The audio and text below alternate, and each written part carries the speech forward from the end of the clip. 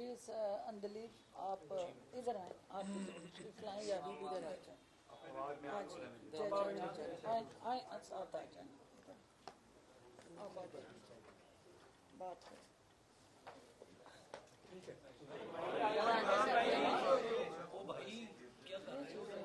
Cut हुआ जब ऊंचे नीच होती है तो वो चीज़ें खराब होती हैं।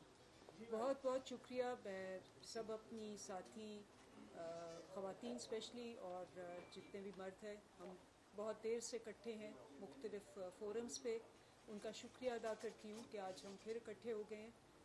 और बेसिकली हमने आगे देखना है, हमने देखना है कि जी कॉज क्या है। हम एक फ़र्द और एक पार्टी कॉज से बड़ी नहीं होती, तो कॉज जो है वो आगे होना चाहिए। और कॉज क्या है? वो है जो पाकिस्तान के इस वक्त हालात हैं, जिसमें जितनी इस वक्त कसमा परसी है और जितनी बेबसी है आम आदमी के लिए, वो शायद कभी पहले ना हो। तो जो हमारा सारा कॉज है वो आम आदमी है।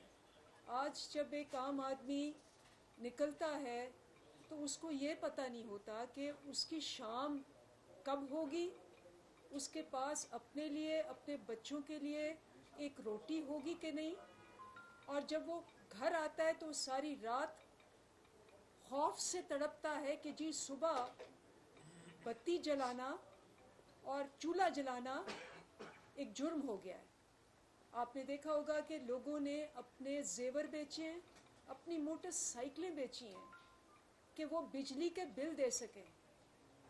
आपने देखा होगा कि एक बुखार की गोली जो है वो एक आम आदमी को अपने बच्चे को देने के लिए दर बदर की ठोकरें खानी पड़ती हैं। आपने देखा होगा कि जब वो बैठता है और वो देखता है कि मैंने अपने कमरे का किराया देना है या मैंने अपने बच्चों की तालीम की फ़ीस देनी है, तो वो एक डिप्रेशन में चला जाता है, जिसकी वजह से इस वक्त जो हमारी मुआशी और माशरती हालात हैं वो बहुत ही थकन, उलझन और तजब्जब के शिकार में है। क्योंकि आपके 10 करोड़ लोग इस वक्त बेबस और लाचार हैं। इन 10 करोड़ लोगों का कॉज है। और हो क्या रहा है? गुस्सा है। हो क्या रहा है? डिप्रेशन है। हो क्या रहा है? उलझन है।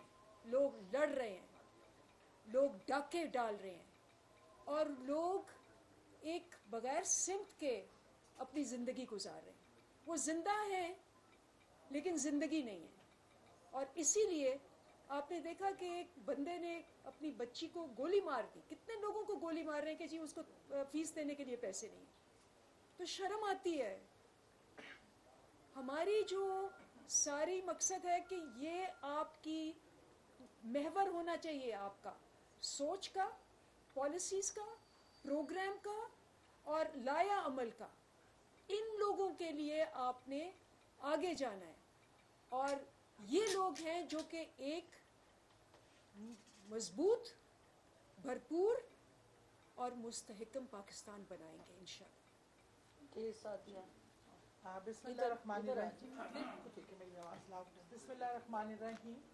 आज मेरे साथ मेरी सारी पुरानी कोलीग्स और साथी बैठी हैं।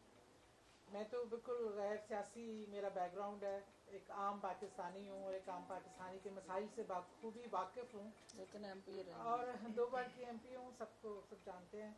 और मकसद पहले भी पाकिस्तान की खिदमत और लोगों के लिए काम करना था, मकसद आज भी ये है। इस टाइम मुल्क जो है वो प्रायोरिटी है, इसलिए पार्टियों से बालातर होकर मुल्क के मफाद की खातिर आज हम यहाँ बैठे हैं कि मिल के अपने मुल्क के लिए, लोगों के लिए जो इंतहाई तकलीफ़ में हैं उसमें अपने हिस्से का कोई काम कर सकें। और पहले भी काम करते रही हूँ और आज भी करूँगी इंशाअल्लाह। और उम्मीद है कि हम सब मिलकर एक लोगों के लिए आसानियाँ पैदा करने का सबब बन सकें। शुक्रिया जी। जी जी अस्सलाम वालेकुम। मैं सबसे पहले तो अपनी बहनों का शुक्रिया अदा करती हूँ कि आज हम फिर से एक जगह पे बैठे हैं, मिलके बैठे हैं और हमारा इकट्ठे बैठने का सबसे बड़ा मकसद जो है वो अपना मुल्क है। Nothing is more important than your own country.